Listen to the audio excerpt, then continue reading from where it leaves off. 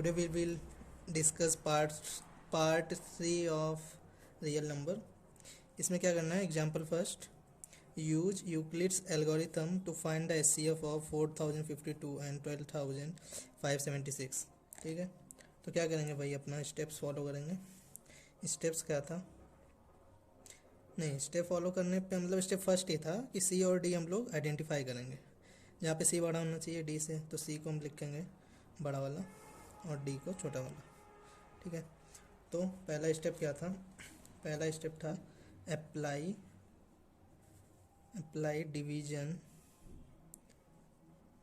Lemma to C and D. मतलब to C and D नहीं करोगे, यहाँ पे लिखोगे 12576 एंड 4052। इसका मतलब जानते ही हो ना, डिवाइड करना है। चलो डिवाइड करते हैं,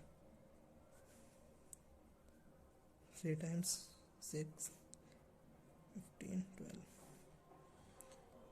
4। ठीक है, यहाँ पे फिर स्टेप सेकंड क्या था, स्टेप सेकंड था कि आर चेक करना है। आर अगर ज़ीरो आ गया तो यही एचसीएफ हो जाता था, लेकिन आर ज़ीरो आया नहीं। सेकंड स्टेप क्या था, apply division lemma to D and R. मतलब डी क्या है यहाँ पे, डी ये तुम्हारा 4052 ऊपर वाला डिवाइजर जो है, और आर तुम्हारा ये रिमाइंडर 420। ठीक है, चलो अप्लाई करते हैं, मतलब डिवाइड करते हैं। जाएगा 9 टाइम्स 0 10 37 2 7 2। ठीक है, फिर थर्ड स्टेप ये भी लिखना है यहाँ पे, ये मैंने लिखा नहीं, यहाँ पे लिखना पड़ता है। ये जो मैंने अप्लाई किया इसको dividend equal divisor into question plus remainder, तो ये लिख देना यहाँ पे 52 इंटू 3 प्लस 420, ये लिखना। इसी तरह यहाँ भी लिखना क्या, dividend equal divisor into question plus remainder. ठीक है, फिर थर्ड स्टेप क्या था, थर्ड स्टेप था continue the process till remainder is 0। ठीक है, तो यही प्रोसेस को कंटिन्यू करना है। कंटिन्यू करते हैं, मैं यहाँ पे लिख रहा हूँ, तुम लोग कहीं से लिखना है। 272 ऊपर वाला डिवाइजर उठाया, ठीक है, 1 टाइम्स, ये हुआ 8 4 1।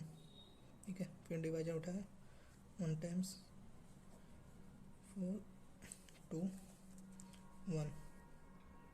फिर डिवाइजर उठाया ऊपर वाला फर्स्ट टाइम यहाँ पे 24। फिर मैं याद कर रहा हूँ, जगह नहीं है।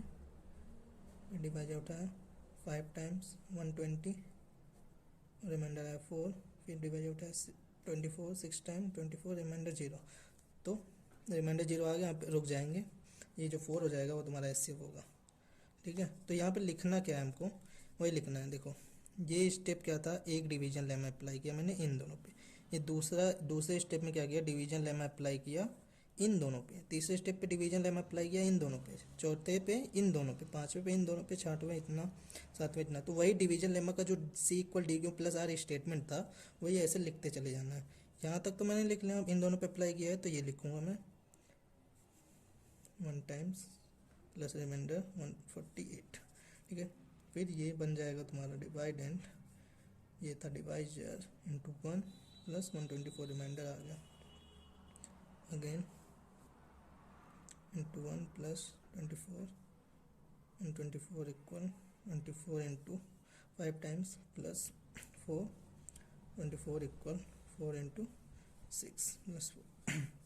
ठीक है, तो फिर क्या लिखते हैं, सो यहाँ पे हम लोग प्रूव कर देते हैं जो एचसीएफ है इन दोनों का 76 का, वो ये 4 जो डिवाइजर आता है इस स्टेज में, जब रिमाइंडर 0 आ जाता है, वही तुम्हारा एचसीएफ हो जाता है। ठीक है, अब ये चेक कर लो ये काम क्यों करता था, ये बताया था ना, HCF of C and D equal HCF of D and R. Check कर लो क्या कि 4 इन दोनों का एचसीएफ है, 4 इन दोनों का भी एचसीएफ है, चेक कर लेना। 4 इन दोनों का भी एचसीएफ है, सिमिलरली इन दोनों का भी HCF है, इन दोनों का, और इन दोनों का भी HCF है 4, इन दोनों का HCF भी है 4, और इसलिए इन दोनों का भी HCF है 4। इस वजह से यहाँ पर 4 HCF हो जाता है इन दोनों का। ठीक है, फिर मूव करते हैं अगले पे। रिमार्क्स पहला, Euclid division lemma and algorithm are so closely interlinked that people often call former as a division algorithm also ला ला ला ला। मतलब क्या लिखा हुआ है देखो, क्या बोला, Euclid division lemma and algorithm are so closely interlinked, मतलब आपस में क्लोजली मतलब आपस में बहुत ही करीब से जुड़े हुए हैं। इंटरलिंक मतलब जुड़े हुए हैं। कैसे जुड़े हुए हैं पहले ये देख लो। यूक्लिड डिवीजन लेमा क्या था, वो स्टेटमेंट था जब हम लोग अप्लाई करते हैं सी और डी पॉजिटिव इंटीजर पे, तो ये लिख पाते हैं। ठीक है, जहाँ पे आर डी से छोटा होता है, 0 से बड़ा। ठीक है, और एल्गोरिथम मतलब ये जो स्टेप्स है मेरा, तो देख लो हर एल्गोरिथम के हर स्टेप्स में लेमा का यूज हो रहा है। यहाँ पे लेमा का यूज हुआ है, यहाँ पे लेमा, यहाँ पे सब पे लेमा का ही यूज हो रहा है। तो यहाँ पे हम दोनों को अलग नहीं कर पा रहे हैं। ये दो मतलब एल्गोरिथम में क्या है, बेसिकली इसी का एप्लीकेशन है, इसी को बार बार यूज़ किया जा रहा है।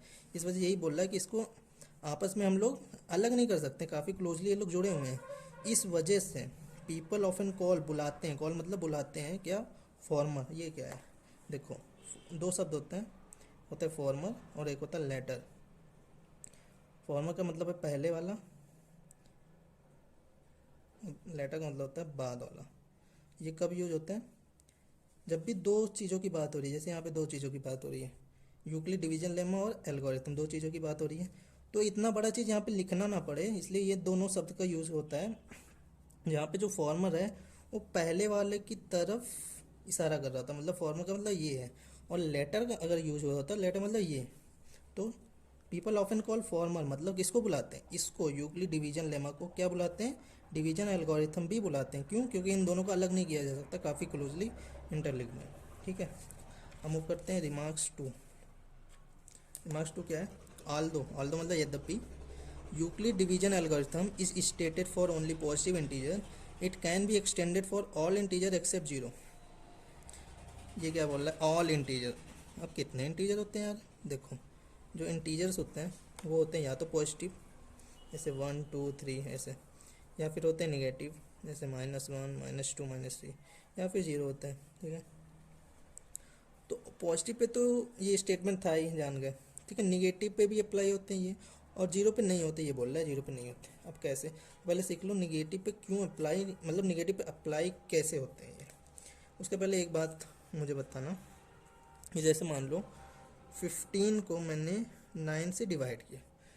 ठीक है, तो 1 टाइम्स ही क्यों ले गए, आप कहोगे सर ये क्या पूछ रहे हो। देख लो इसका लॉजिक क्या होता है, मतलब मुझे पता है चूतिया पे पूछ रहा हूँ, मतलब देख लो, मतलब जैसे नंबर लाइन है, यहाँ पर है 0, यहाँ पर है 15। ठीक है, तो इतनी टाइम्स हम ले जाते हैं इसको, ताकि हम 0 के राइट से इसके करीब तक पहुँच सके। किसके करीब तक, 15 के करीब तक। लेकिन चलना हमको इसके मल्टीपल में है जो डिवाइजर होता है। ठीक है, अब 9 इंटू 0 टाइम करेंगे तो यहीं पास में है, क्या और करीब पहुँच सकते हैं, देखते हैं। 9 इंटू 1 जाते हैं तो 9, हाँ पहुँच गए। अब 9 इंटू 2 जाते हैं 18, नहीं इसको पार कर गए, लेकिन हमको इसके इधर ही रहना है। ठीक है, इस वजह 9 इंटू मतलब 1 टाइम ले जाते हैं, ये होता है इसका लॉजिक। ठीक है, इसको करीब तक, अब क्यों करीब तक पहुँचना चाहते हैं, करीब तक मतलब रिमाइंडर कम से कम आए, डिवाइड ही कर रहे हैं ना, इस वजह से। अब इसका लॉजिक का यूज क्या है, मतलब ये मैं मतलब बता रहा हूँ, देखो। अब देखो निगेटिव इंटीजर पे अप्लाई कर सकते हो, जैसे मान लो मुझे -22 एंड 7 पर अप्लाई करना है। पहले हम लोग लेमा अप्लाई करते हैं, यूक्लिड डिवीजन लेमा कैसे अप्लाई होता है। ठीक है, क्योंकि इस दोनों सेम चीज़ें अभी पीछे डिस्कस हुआ। अब इसको अप्लाई करने का मतलब क्या है, डिवाइड करना है। अब डिवाइड करने के लिए हम लोग यूज क्या करते थे, जैसे 9 और 15 में बड़ा वाला उठाते थे, उसको अंदर रखते थे, और छोटा वाला बाहर, उसे डिवाइड करते थे। अब यहाँ भी सेम काम करेंगे, बड़ा वाला उठाएंगे। अब अब मैंने लिखा ये, अब तुम कहोगे, अगर कहोगे तो सुन लो कि आपने ये छोटा वाला क्यों रखा, क्योंकि निगेटिव नंबर हमेशा पॉजिटिव से छोटे होते हैं, नंबर लाइन के इस तरफ है वो, तो ये क्यों उठाया। तो ये देखो, वैसे तुम शायद तुम लोग के नहीं आया होगा दिमाग में, पता ही होगा क्यों यहाँ पे ये उठाया। और और ये सीख लो कि अगर नेगेटिव इंटीजर है तो उनका हमको मॉड लेना है, मतलब उनकी जो पॉजिटिव वैल्यू है वो उठानी है, उसमें चेक करना है कौन सा बड़ा है कौन सा छोटा, फिर बड़ा वाला उठाना है, और अगर उसकी साइन नेगेटिव है नेगेटिव अंदर लिख देना है। अब इसको किस टाइम ले जाएंगे ये कैसे पता चले, तो यहाँ पे क्या लॉजिक है, इसके ही थोड़ा सा जस्ट अपोजिट लॉजिक है। क्या है कि नंबर लाइन पे ये अंदर वाला लोकेट करते हैं इसको -22 और 0 यहाँ पे। ठीक है, अब क्या करेंगे हम लोग, इसने मतलब 7 का वो मल्टीपल जाएंगे, वो मल्टीपल करेंगे कि 0 के लेफ्ट से इसके अंदर रहते हुए इसके करीब तक पहुंच जाए। अब क्या कौन सा ऐसा मल्टीपल है 7 का जो इसके काफ़ी करीब है? ठीक है, तो देख लो अगर हम कोई पॉजिटिव से मल्टीप्लाई करें, जैसे 7 1 करते हैं, तो हम इसके इधर जा रहे हैं, मतलब इससे दूर जा रहे हैं, तो मतलब हमको इधर आना है, तो कुछ निगेटिव से मल्टीप्लाई करेंगे। -1 से मल्टीप्लाई करते हैं, -7 नहीं दूर है क्या, और पास पहुंच सकते हैं। यस, कैसे? -3 टाइम अगर ले जाएं, ठीक है, तो ये हो जाएगा -21। ठीक है, करीब तक पहुंचे एकदम। और -4 टाइम ले जाए -20 मतलब पार कर जाते हैं, तो वो नहीं करना है हमको। ठीक है, -21। अब ये देखो यहाँ पे माइनस ही करना है, जैसे यहाँ पे माइनस करते थे। एक चीज़ और सीखो क्या, कि जैसे हम दो नंबर पे यहाँ पे माइनस का साइन लगाते हैं ना, इसका एक ट्रिक होता है, जो भी अगर माइनस करना है तो जो भी इसका साइन है यहाँ पे 9, मतलब जो भी इसका है, इसके पहले जो साइन है उसका जस्ट अपोजिट हो जाएगा, मतलब माइनस से प्लस हो जाएगा, प्लस है तो माइनस हो जाएगा। ठीक है, तो वही है ऐसे यहाँ पे, जैसे देख लो 15 - 9, मतलब यहाँ प्लस साइन था माइनस हो गया, तो 15 - 9 6 होता है। उसी तरह यहाँ पे जब माइनस करेंगे तो जस्ट इसका साइन जो है निगेटिव, ये हो जाएगा पॉजिटिव।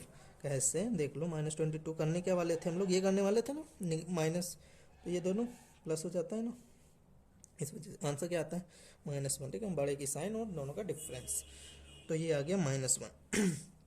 तो देख लिया ना मैंने, मतलब हम लोगों ने देख लिया कि डिवीजन में अप्लाई हुआ कैसे। इसको लिख सकते हैं C=D+R कैसे, डिवाइड ने उठाया -22, divide 7 into question -3 plus remainder. जब भी दो साइन पास में आते हैं ना, तो वहाँ पे एक को ब्रैकेट में लिख दिया जाता है। देख लो, ये देखो डिवीजन लेमा अप्लाई हो गया। ठीक है, निगेटिव इंटीजर पर भी अप्लाई हो गया। क्या डिवीजन एल्गोरिथम भी अप्लाई कर सकते हैं, डैट इज इन दोनों का HCF क्या भी फाइंड कर सकते हैं। यस बिल्कुल, जैसे यहाँ क्या करते थे अब इसको उठाते थे ना 1 टाइम 6 3, फिर इस 6 को उठाते थे 2 6 0 और 3 को HCF बता देते थे। ठीक है, उस तरह यहाँ पर भी क्या, ये 7 को उठाएंगे यहाँ पे कितनी टाइम ले जाएं बताओ, 1 टाइम ले जाते हैं। अगर वही है, लोकेट करो 7 को, 0 इसके राइट से, क्योंकि ये पॉजिटिव है, पॉजिटिव के केस में 0 के राइट से अप्रोच करते हैं, इसके पहले रहना है लेकिन इसके करीब पहुंचना है।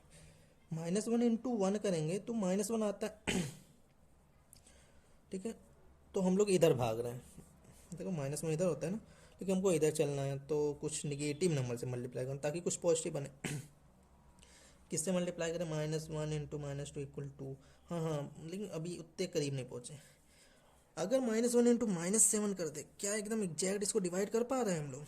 यस, तो इस केस में देखो रिमाइंडर 0 आ गया। जैसे रिमाइंडर 0 आता तो क्या बोलते, 3 HCF है इन दोनों का, 3 HCF है इन दोनों का, और 3 HCF है इन दोनों का भी सिमिलरली। लेकिन एक बात और सीखो क्या, जैसे यहाँ पे 3 था, 3 HCF है इन दोनों का, इन दोनों का, इन दोनों का, जो भी। तो एक ये भी बात होता है कि अगर हम 3 का जस्ट निगेटिव उसका ले लें, 3 का निगेटिव मतलब -1 मल्टीप्लाई कर दें 3 में, जो भी यहाँ पे -3 तो HCF तो नहीं, क्योंकि ये पॉजिटिव है, जाहिर सी बात है ये बड़ा है, तो ये HCF नहीं हो सकता। लेकिन कॉमन फैक्टर है कि नहीं, 3 और 6 अभी 6 और 9, मतलब 9 को भी डिवाइड करेगा कि नहीं -3, सिंपल -3 आंसर आएगा। 15 को भी डिवाइड करेगा कि नहीं -3, सिंपल -5 आंसर आएगा। हाँ कर लेगा, मतलब जो पॉजिटिव उसका निगेटिव वाला भी डिवाइड कर सकता है। वे देख ले, जैसे उसका निगेटिव क्वेश्चन भी मतलब आंसर भी आता है, बस इतनी सा फर्क है, लेकिन डिवाइड कर लेगा ये कंफर्म है। उसी तरीके से यहाँ पे क्या -1 को हम लोग HCF बोल सकते हैं, 22 एंड 7 का, और -1 एंड 7 का भी HCF बोल सकते हैं क्या? देखो मैंने क्या कहा कि अगर इसका तुम -1 और मल्टीप्लाई कर दो, मतलब जैसे इसका पॉजिटिव नेगेटिव मतलब -1 मल्टीप्लाई कर दो, तो 1 मतलब इसका पॉजिटिव ले लो, तो क्या 1 भी हो जाएगा, तो 1 के HCF हो, इन दोनों को डिवाइड कर देगा। हाँ HCF 1 तो वैसे HCF हो जाता है, यहाँ पे ऐसा केस बन रहा है। ठीक है, क्यों मैंने ऐसा किया, क्योंकि -1 और 1 में चेक करो, दोनों ही कॉमन फैक्टर हैं, लेकिन हमको HCF में हाईएस्ट लेना होता है, इस वजह से 1 को यहाँ पे HCF बताएंगे। वैसे नेगेटिव इंटीजर का HCF पूछना नहीं, लेकिन अगर पूछ ले तो वहाँ पे नेगेटिव वाला रिपोर्ट नहीं करना है, उसका जो है मतलब देख लेना है कि उसको मैं -1 से मल्टीप्लाई कर रहा हूँ, कुछ नंबर आ रहा है, क्या वो उससे बड़ा आ रहा है, अगर उससे बड़ा आ रहा है तो 1 को रिपोर्ट मतलब उसको रिपोर्ट करोगे, मतलब आंसर दोगे, 1 तुम्हारा HCF होगा। ठीक है, आगे बढ़ते हैं, example 2 so that every positive even integer is of the form two Q, इस फॉर्म का होता है कोई भी पॉजिटिव इवन इंटीजर है तो, और कोई भी पॉजिटिव ऑड इंटीजर है तो वो इस फॉर्म का होता है टू क्यू प्लस वन, जहाँ पे क्यों कोई पॉजिटिव इंटीजर है। क्या बोल रहा है, चलो देखते हैं। अब देखो कोई पॉजिटिव इवन इंटीजर मतलब कोई पॉजिटिव इंटीजर के बारे में बात हो रही है, ठीक है, तो मान लेते हैं let A B any positive integer, ठीक है, let A B any positive integer. अब देखो ये टू क्यू और टू क्यू प्लस वन मतलब बेसिकली क्या हो रहा है, इवन ऑड के लिए हमको टू से डिवाइड करना है, तो डिवाइजर है हमारा यहाँ पे टू। अब देखते हैं अगर डिवाइजर टू है तो क्या ए को किस किस तरह से लिखा जा सकता है। अगर मतलब ए को टू से डिवाइड करें तो अगर लेमा अप्लाई करें, किस पे अप्लाई करेंगे, ए एन टू पर, मतलब डिवाइजर यहाँ पे टू है ठीक है। अगर सी और डी से कंपेयर करो तो सी ये है, डी ये है, तो ए इक्वल क्या टू क्यू प्लस आर लिख सकते हैं क्या, मतलब टू से डिवाइड कर रहे हैं तो कुछ क्वेश्चन आया होगा प्लस रिमाइंडर आएगा, ठीक है, ये लिख सकते हैं। आर की वैल्यू क्या होगी, टू से कम, जीरो से मतलब जीरो से बड़ी, तो आर की क्या की वैल्यू हो सकती है, जीरो हो सकती है क्योंकि जीरो इक्वल बोला है, वन भी हो सकती है लेकिन टू नहीं हो सकती, ठीक है। तो मतलब केस कितने बनते हैं, आर को जीरो लिया मैंने, ए इक्वल टू क्यों बनेगा, आर जीरो यहाँ पे लिया है, a equal to Q plus one बनेगा, आर को मैंने वन ले लिया। यही दो केस बनेंगे जब डिवाइजर टू है, ठीक है। अब चेक करते हैं कब वो इवन होगा कब वो ऑड होगा। अब देखो ए इक्वल टू क्यों है, देखो कोई भी चीज़ इवन तभी होगी जब वो मतलब टू उसको कम्प्लीटली डिवाइड कर ले। चेक करते हैं, ए मान लिया, ए को टू से डिवाइड किया, इस वाले केस में ए को टू से डिवाइड किया तो आंसर आ रहा है क्यों। और क्यों तुम्हारा एक कुछ इंटीजर है या कुछ मतलब कुछ इंटीजर आना चाहिए ना, वहाँ पर मैंने बोला था कुछ नेचुरल नंबर आना चाहिए हाँ कुछ नेचुरल नंबर भी आ सकते हैं यहाँ पे, लेकिन कुछ अगर निगेटिव आ रहे हो तो भी कोई दिक्कत थोड़ी ना है, देख लो जैसे 9/3 यहाँ पे 3 आता था, कहते थे 3 कम्प्लीट डिवाइड है, लेकिन उसका जस्ट निगेटिव मतलब निगेटिव नंबर भी आ रहे हैं तो भी कह सकते हैं कि वो डिवाइड कर रहा है उसको, तो इंटीजर भी हो सकता है, ठीक है। तो यहाँ पे a/2 किया मैंने, मेरे पास कुछ इंटीजर आ रहा है, ठीक है, कुछ इंटीजर आ रहा है, इसका मतलब है कि टू मतलब ए जो है मतलब ए को टू कम्प्लीट डिवाइड कर रहा है, तो ए यहाँ पे इवन है, इसका मतलब क्या है कि ए जब अगर इवन है, ए जब इवन है तो उसको इस फॉर्म में लिखा जा सकता है, ए इक्वल टू क्यों। अब ये वाला चेक करते हैं, ए को टू से डिवाइड करते हैं, क्या आएगा क्यों प्लस 1/2। अब देखो क्यों कोई इंटीजर है, मान लो कुछ भी था, टू प्लस कोई डेसिमल नंबर 0.5 है ना, 1/2, वो इसमें ऐड करो क्या वो इंटीजर रह जाएगा, नहीं होगा ना, वो डेसिमल में आ जाएगा, मतलब ये इंटीजर नहीं है।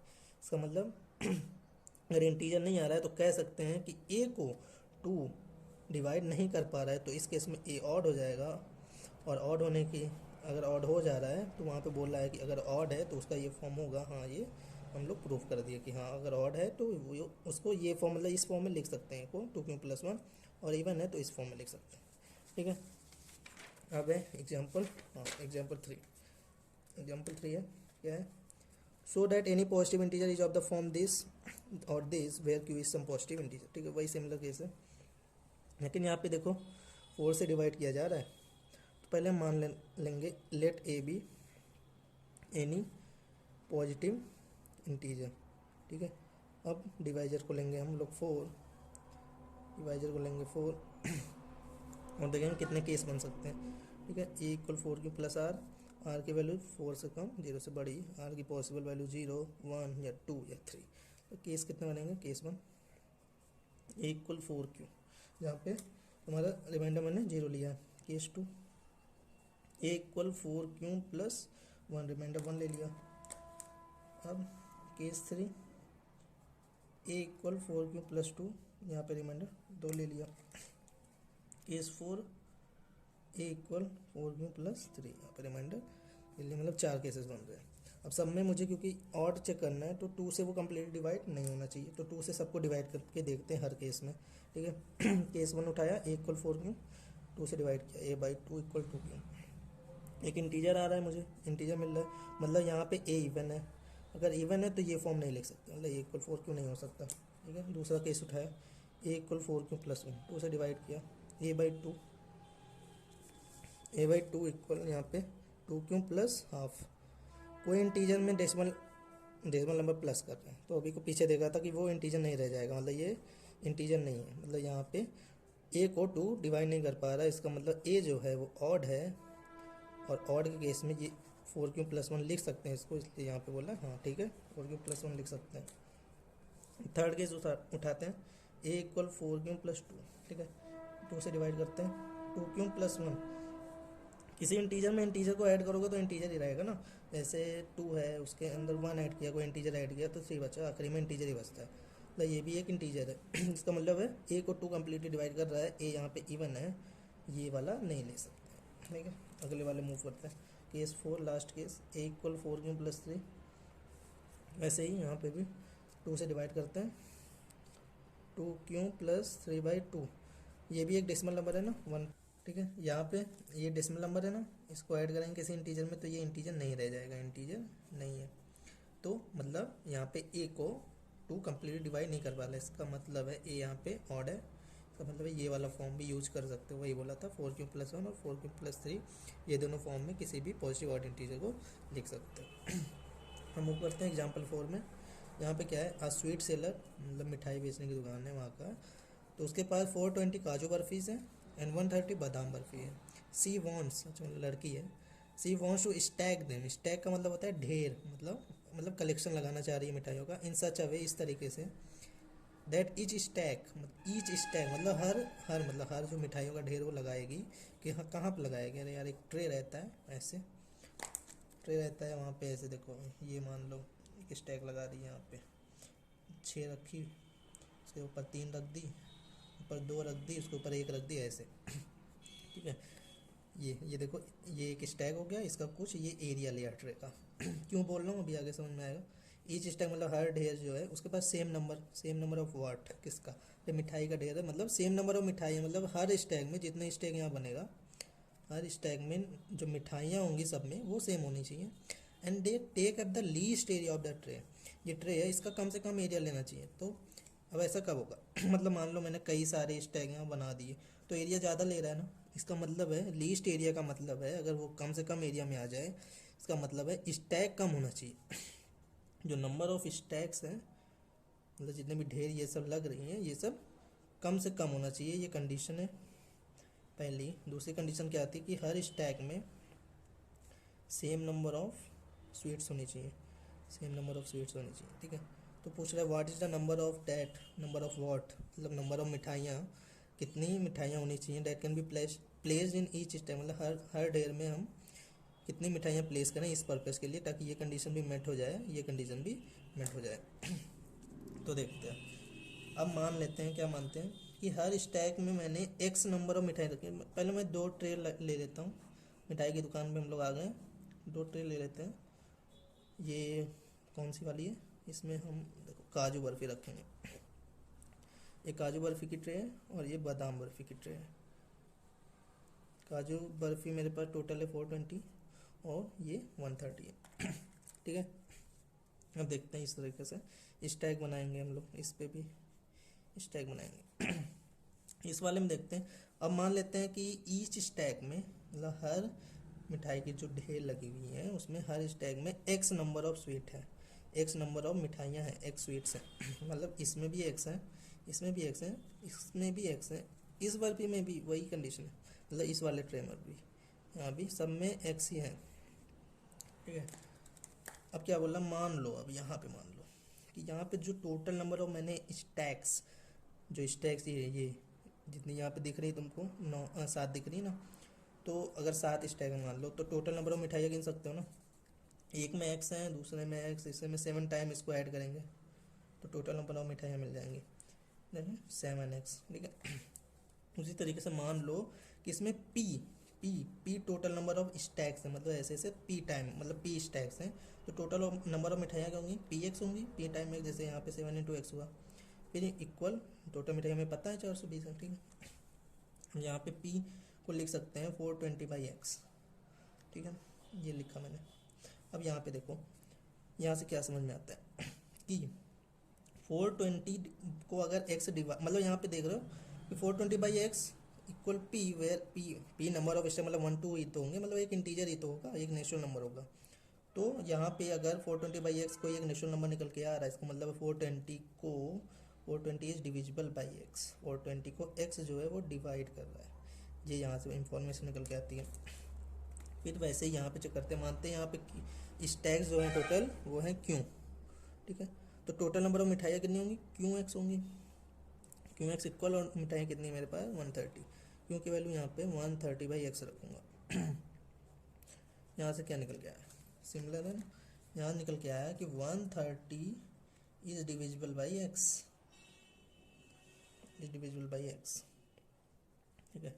इसका मतलब है जो x है वो 420 को भी डिवाइड कर रहा है, वो 130 को भी डिवाइड कर रहा है। इसका मतलब है x जो होगा वो 420 और 130 का एक कॉमन फैक्टर होगा, अभी एस की बात नहीं होगी, कॉमन फैक्टर होगा x जो होगा, ठीक है, वो कॉमन फैक्टर होगा।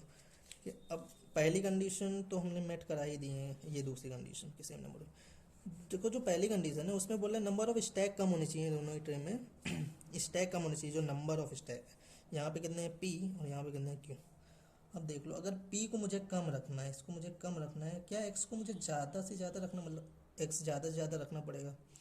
यहाँ पर भी वैसे ही x को अगर कम रखना है, x मतलब q को अगर कम रखना है तो क्या x को ज़्यादा से ज़्यादा रखना पड़ेगा। मतलब वही है इनवर्स रिलेशन हम लोग पढ़े थे, जैसे यहाँ पे लिख सकते हो x इक्वल 420/p। अगर p छोटा है, ठीक है, p को छोटा ही कर रहे हैं, मतलब छोटा छोटा कर रहे हैं, तो अगर छोटे नंबर से 420 को डिवाइड करोगे तो x बड़ा से बड़ा आएगा कि नहीं, वही है इनवर्स रिलेशन है। मतलब x को बड़ा से बड़ा रखना है, x क्या है कॉमन फैक्टर है, उसको बड़ा से बड़ा रखना है। क्या अगर हम x को HCF ले लें, कि HCF मतलब हाईएस्ट कॉमन फैक्टर, मतलब कॉमन फैक्टर जो हाईएस्ट है उसको, मतलब हाईएस्ट जो कॉमन फैक्टर उसी को HCF बोलते हैं ना। तो अगर x को ज़्यादा ज़्यादा लेना, मतलब x को एकदम हाई से हाई लेना है, तो क्या है x को अगर HCF ले लें इन दोनों का काम हो जाएगा, हाँ हो जाएगा। इस वजह से x को यहाँ पे x जो होगा वो 420 और 130 का HCF हो जाएगा। इससे हम निकाल लेना, निकल के आता है 10, ठीक है। तो यही होगा, वही पूछा, नंबर ऑफ स्वीट्स पूछा था, इस स्टैक में, ईच स्टैक में रखेंगे। नंबर ऑफ स्वीट्स हम लोग ने यहाँ पे x माना था ना, x माना था, तो x हमारा 10 निकल के आता है, ये तुम्हारा आंसर होता है, ठीक है। ये हुआ ख़त्म।